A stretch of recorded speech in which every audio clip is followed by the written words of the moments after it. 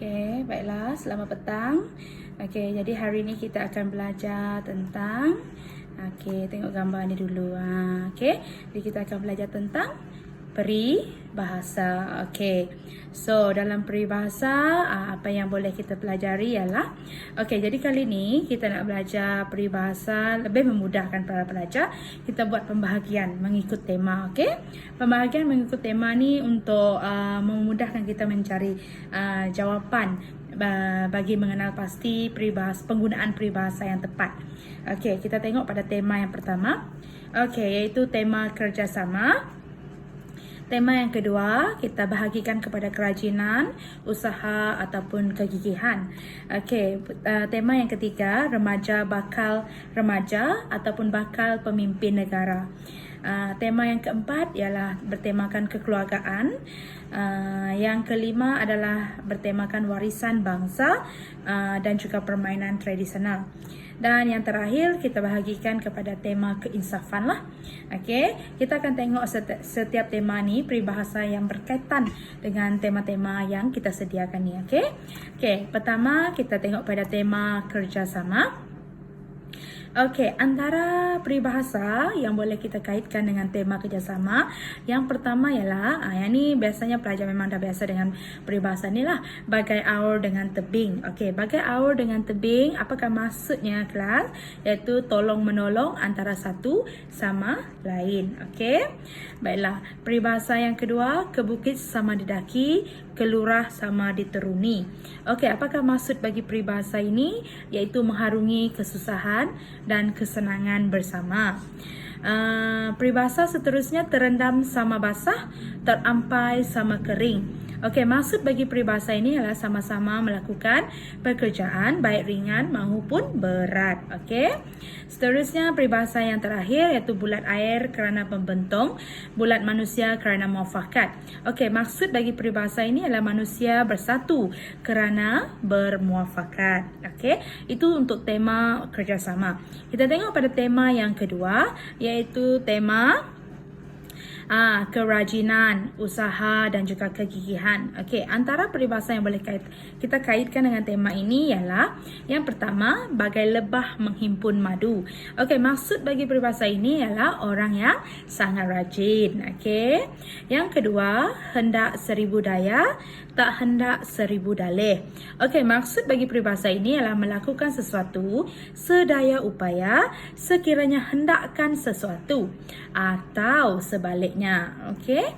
Peribahasa yang seterusnya, genggam bara api biar sampai jadi arang.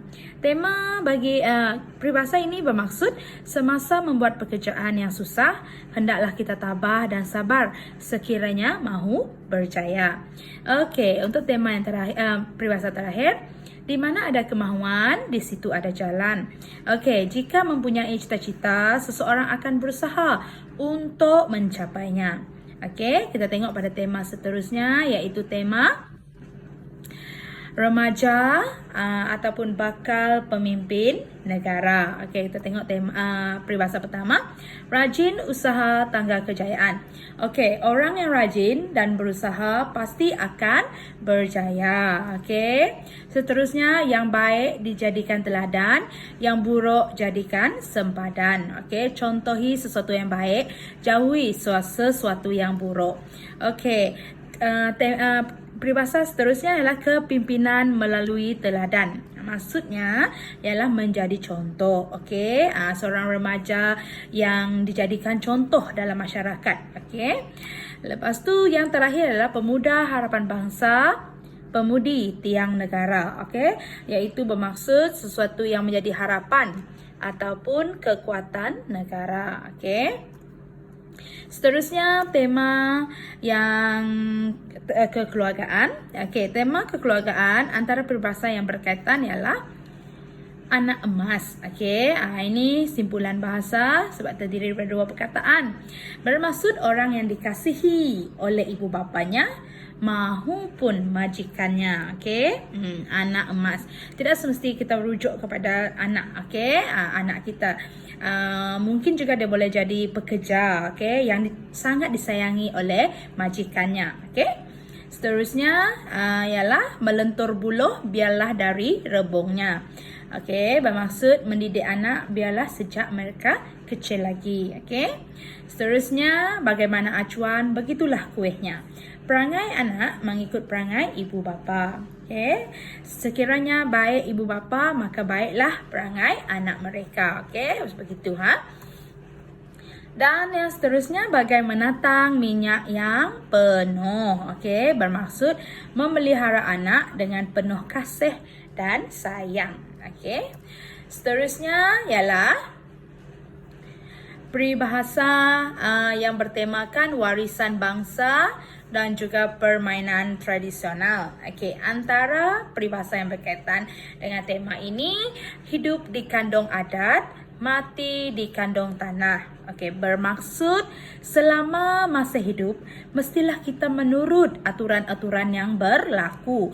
Sudah mati terserahlah kepada hukum Tuhan. Okey, itu maksudnya. Baiklah, peribahasa seterusnya, tak basah dek hujan, tak lekang dek panas. Bermaksud adat yang tak pernah berubah, tetapi tetap utuh. Okey, masih kuat lagi, itu maksudnya. Okey. Seterusnya, biar mati anak, jangan mati adat. Okey, berpegang kepada adat. Adat yang tidak boleh dilanggar. Okey. Tak kenal maka tak cinta. Bermaksud apabila tahu barulah timbul rasa suka. Okey. Baiklah. Seterusnya kita pergi kepada peribahasa yang bertemakan keinsafan. Okey. Keinsafan, kita ada tema sediakan payung sebelum hujan.